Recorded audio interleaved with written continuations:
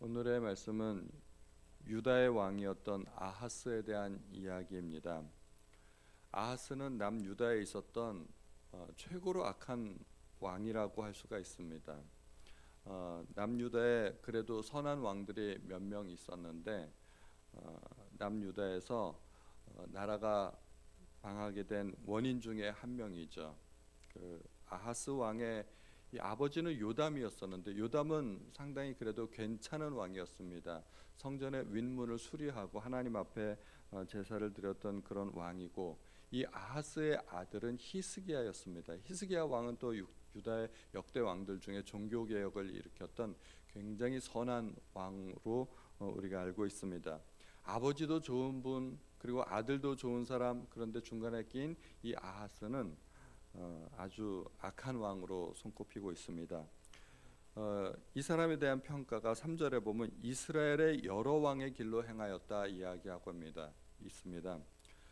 남유다의 왕인데 다윗의 길로 따르지 않고 북이스라엘 여러 왕의 길로 행했다고 합니다.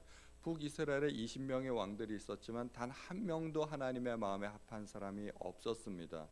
모두가 배도의 길을 걸었습니다. 그런데 이 아하스가 다윗의 길로 따르지 않고 북이스라엘의 여러 왕의 길로 행하고, 그뿐만 아니라 여호와께서 이스라엘 자손 앞에서 쫓아내신 이방 사람의 가증한 일을 본받았다고 합니다. 이방 사람들이 우상을 섬기던 여러 가지 풍습 중에 가장 가증한 일이 뭐냐면 인신 제사를 드렸던 것입니다. 자기의 아들을 몰렉이라는 신에게 제물로 바쳤던 것이죠. 이방 신을 섬긴다는 것은 그것은 일종의 거래입니다.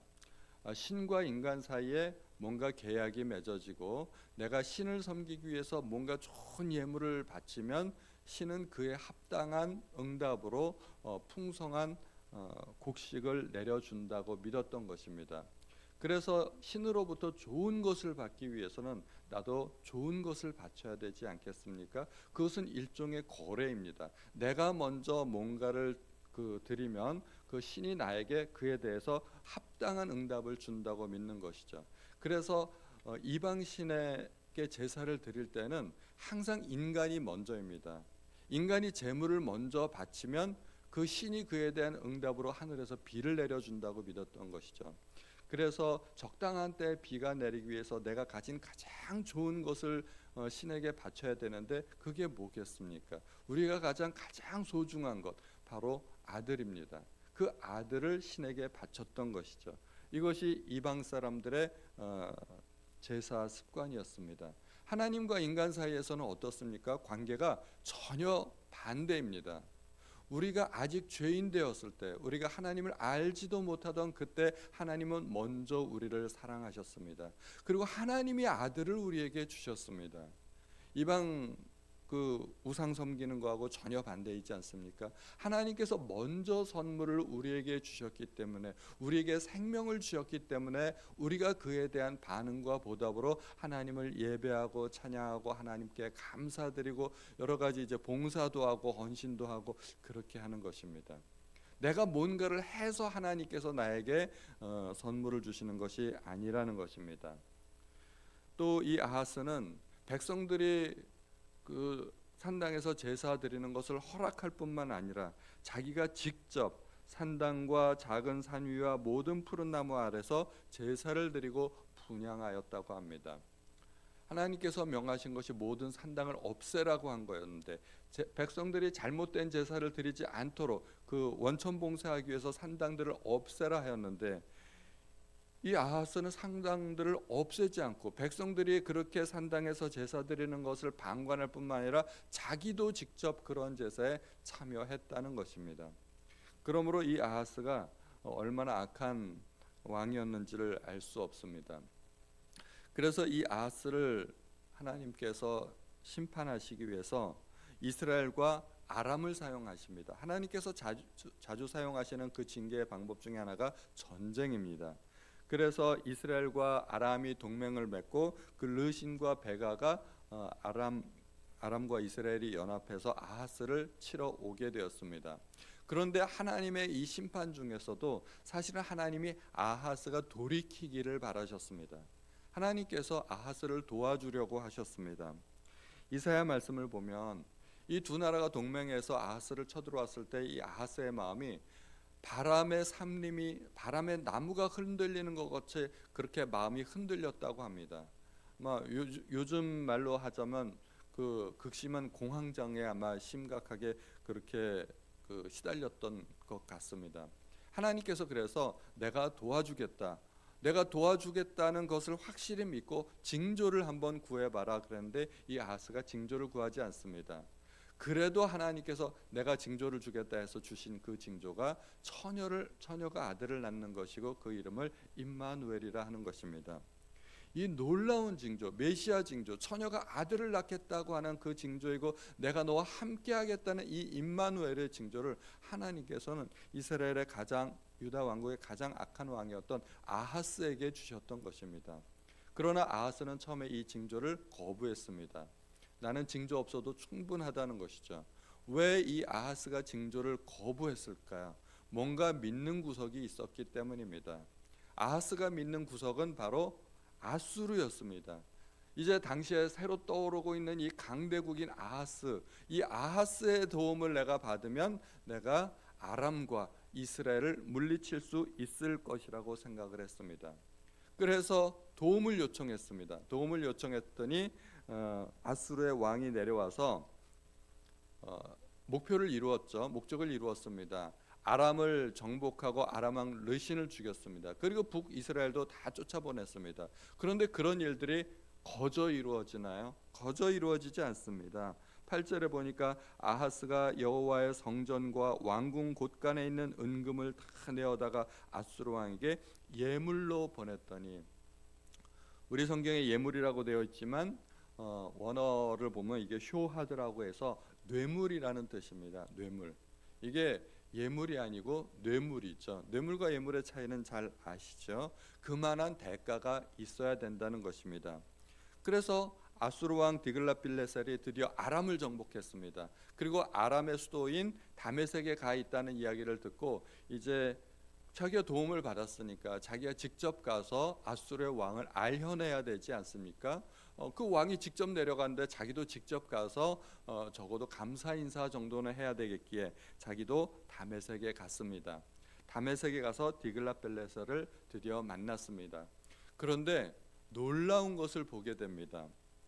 거기에 있는 아수르 왕국의 제단을 보게 된 겁니다. 거기에 아수르 왕이 자기 나라의 신을 위해서 제단을 만들었는데 이동식 제단이었든지 아니면 거기에 새로 제단을 만들었든지 아수르의 제단을 하나 만들었는데 아하스가 그 이방 왕국의 제단을 보고 완전 감동을 받은 겁니다. 그 규모와 구조와 제도와 이런 것들을 딱 보고서 이거 우리나라에는 이런 게 없는데 이 나라 사람들은 이런 것을 섬기는구나 하고서 완전히 감동을 받아가지고 그 설계도를 정밀하게 만들죠. 설계도를 만들어가지고 자기 유다 왕국에 보냅니다. 그래서 제사장 우리아로 하여금 그것을 만들게 합니다. 설계도를 만들었으면 자기가 직접 그 설계도를 갖고 가서 자기가 본 것을 회상하면서 여기는 이렇게 저기는 저렇게 지시를 해가면서 제단을 만들어도 좋은데 미리 설계도를 보냈다는 것은 내가 가기 전에 그 제단을 완성해 놓으라는 이야기입니다. 마음이 얼마나 급했는지 내가 가자마자 그 제단에서 제사를 드리겠다는 것입니다. 얼마나 감동을 받았는지 그렇습니다. 도대체 어떤 감동을 받았을까요? 15절 끝부분에 보면은 여러 가지 이제 그 제단에서 자기가 제물을 드리겠다고 이야기를 하는데 이 큰 제단 위에 불사르고 또 번제물의 피와 다른 제물의 피를 다 그 위에 뿌리라 이야기하고 있습니다. 15절 중간쯤에 그 제단을 일컬어서 큰 제단이라고 이야기하고 있는 것입니다. 일단은 규모에서 압도당한 것 같습니다. 나도 이렇게 큰 제단에서 한번 제사를 드려봤으면 좋겠다고 생각을 했던 것이죠. 그래서 아침 번제물과 저녁 소제물과 또 왕의 번제물, 그 소제물, 모든 백성의 번제물, 소제물, 전제물을 내가 이제부터 이 큰 제단에서 바치겠다, 그렇게 이야기하고, 하나님께 제사 드리기 위해서 사용했던 원래 놋제단이 있었지 않습니까? 저거는 치워버려라, 이렇게 이야기를 하는 거죠. 그래서 그 놋제단은 이제 보통 때는 큰 제단을 사용하고, 그 놋제단은 언제 쓰겠다고요? 내가 죽게 여쭐 일에만 쓰게 하라 이야기합니다. 이 이야기는 사실은 안 쓰겠다는 이야기입니다. 두기는 두되 내가 하나님께 여쭐 일에만 쓰게 하라. 이 아하스가 하나님께 뭘 여쭤본 일이 있어야 말이죠. 그러니까 안 쓰겠다는 이야기입니다. 치워버리겠다는 얘기입니다. 그리고 성전의 여러 가지 기구들을 다 구조와 모양을 다 변형을 합니다. 물두멍 받침을 옆판에서 떼어내고 그 위치도 바꾸고, 또 놋바다를 놋소 위에서 내려다가 또 돌판 위에다 두고, 성전에 있는 모든 기구들은 하나님께서 직접 설계하신 것입니다. 그 모양, 크기, 개수, 이 모든 것들은 원래는 성막이었는데 모세가 시내산에 올라가서 하나님께 직접 받은 것 아니겠습니까? 그 성막의 구조가 그대로 옮겨진 것이 성전인데, 성전에 있는 모든 기구는 하나님께서 직접 설계하신 것입니다. 크기가 크건 작건 그게 중요한 것이 아니라 하나님께서 설계하셨다는 것이죠. 그런데 그 구조와 크기와 위치, 이런 것들을 다 바꿔버립니다. 아하스의 머릿속에 뭐가 있었겠습니까? 아하스의 머릿속에는 아수르 왕의 그 제단을 의식했던 것이죠. 나도 저렇게 해봤으면 좋겠다. 그래서 자기가 본 것대로 그 모양과 크기들을 다, 구조를 다 바꾸는 것입니다. 또 18절에 보면, 또 안식일에 쓰기 위하여 성전에 건축한 낭실과 왕이 밖에서 들어가는 낭실을 아수르 왕을 두려워하여 여호와의 성전에 옮겨 세웠더라. 왕궁에서 성전으로 들어가는 통로가 있었는데, 안식일에 특별히 왕이 들어가는 통로인데 그 통로를 없애버린 것이죠. 이제 왕실과 성전에 연결된 통로가 끊어졌습니다. 상징적인 의미가 있죠. 왕과 하나님 사이의 연결이 끊어진 겁니다. 이 단순히 통로가 끊어진 게 아니라 내가 이제 다시는 하나님을 찾지 않겠다는 그런 상징적인 또 의미가 있는 것입니다. 도대체 이 아하스는 무슨 짓을 하고 있는 것인가요? 더 이상 이 유다는 하나님의 나라가 아닌 것입니다. 하나님의 나라가 아니기를 자처한 것입니다. 목적은 이루었습니다. 그 아람과 이스라엘의 침략으로부터 보호는 받았는데, 이 보호받기 위해서 치른 대가가 너무나 큽니다. 성전과 왕궁의 곳간에 있는 모든 은금을 다 내다 바쳤죠. 물질적으로도 그렇지만 영적으로는 더 큰 일이 벌어졌습니다. 성전의 모든 기구가 바뀌고 하나님과 연결이 끊어지고, 일단 그 제단의 크기에 감동을 받았는지 모르지만 보통 이방 사람들은 제단의 크기가 신의 크기라고 그렇게 생각할 수도 있겠죠.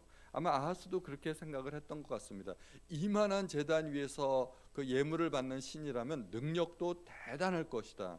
제단의 크기가 신의 능력의 크기, 신의 크기를 좌우합니까? 그렇지 않습니다. 세상 사람들에게는 크기가 중요합니다. 어떻게든 뭔가를 좀 큰 것을 가져보려고 평생 노력하지 않습니까?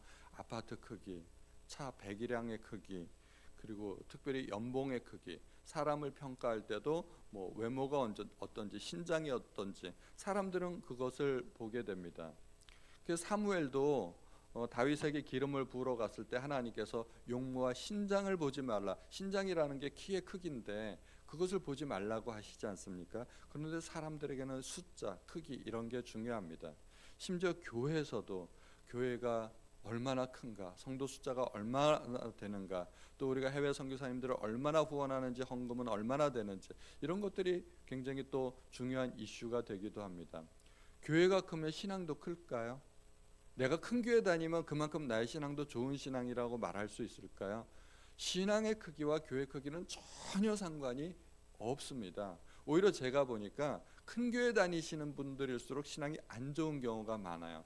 주일날 가서 예배만 딸랑 드리고 하나님께 대한 나의 모든 의무를 다했다라고 생각을 하니까. 근데 작은 교회, 특별히 개척교회 다니시는 분들이 그럴 수가 없지 않습니까? 서로 다 알고 그러니까. 작은 교회 다니면 어쩔 수 없이 봉사하는 경우도 있고 그렇게 되는데, 오히려 작은 교회, 특별히 개척교회 다니시는 분들이 신앙이 좋은 경우가 많습니다. 절대로 크기에 좌우되지 않으시는 그러한 분들 되기 바랍니다. 이 아하스는 이스라엘과 아람을 물리치기 위해서 아수르를 끌어들였지만, 이것 때문에 아수르에게 계속해서 조공을 바치고 아수르에 예속되어 버리니까 나중에 또 이 아수르를 물리치기 위해서 애굽의 도움을 받는 모습을 또 보게 됩니다. 저희 어렸을 때 농담처럼 하는 말이 쓰레기차 피하렸다 똥차에 치였다, 뭐 이런 이야기를 하고 그랬는데, 나쁜 일을 막으려다가 더 큰 나쁜 일을 당하게 된다는 것이죠. 아하스가 그렇게 되고 말았습니다. 하나님께 도움을 구하지 않고 하나님께서 내가 직접 도와주겠다 말씀까지 하셨는데 그 하나님의 도움을 거부하고 아수르를 의지했다가 결국은 그렇게 되어버리는 것입니다. 그리고 아수르 때문에 북왕국 이스라엘이 아주 망해버리고 말았습니다. 우리는 더 나쁜 결과를 초래하지 않도록 우리는 하나님을 의뢰하는 법을 우리는 습관화해야 되겠습니다. 내가 생각하고 연구하고 내가 아는 사람들의 도움을 받고 다 좋습니다. 다 좋은데, 그러나 기도를 잊지 말아야 됩니다. 우리는 하나님의 도우심 없이는 살 수 없는 사람들입니다. 은혜 아니면 살 수가 없네. 우리가 금요 예배 때마다 부르는 찬양입니다. 정말 하나님의 은혜 아니면 단 한순간도 버틸 수 없는 우리 자신을 발견하고 하나님의 은혜만을 구하시는 우리 모든 성도님들 되시기를 주님의 이름으로 축원드립니다. 하나님 아버지, 오늘도 저희에게 귀한 말씀을 들려주시니 감사합니다. 아하스 왕은 위기의 순간에 참으로 엉뚱한 일을 해버리고 말았습니다. 그의 목적은 이루어졌는지 모르지만 그러나 더 큰 위기를 초래하고 말았습니다. 우리는 어찌하든지 하나님을 의뢰할 수 있는 그 신앙을, 그 믿음을 허락하여 주옵소서. 오늘도 기도할 때 나의 모든 문제를 하나님 앞에 아뢰고 하나님의 은혜만을 간절히 구하는 주의 백성들 될 수 있도록 도와주시기를 바라며 모든 말씀 우리 주 예수님의 이름으로 기도하였습니다. 아멘.